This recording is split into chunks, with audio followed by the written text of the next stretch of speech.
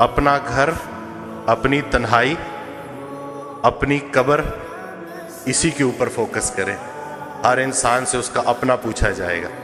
जिस शोहर को अपनी बीवी में सिर्फ बुराइयां नजर आ रही हैं, असल में उसको अपनी तमाम बुराइयां अपनी बीवी में नजर आ रही। अच्छे शोहर को अपनी बीवी अच्छी लगेगी, बुरे शोहर को अपनी बीवी बुरे लगेगी। अब बताओ, बीवी अच्छी लगती है या बुरी लगती है?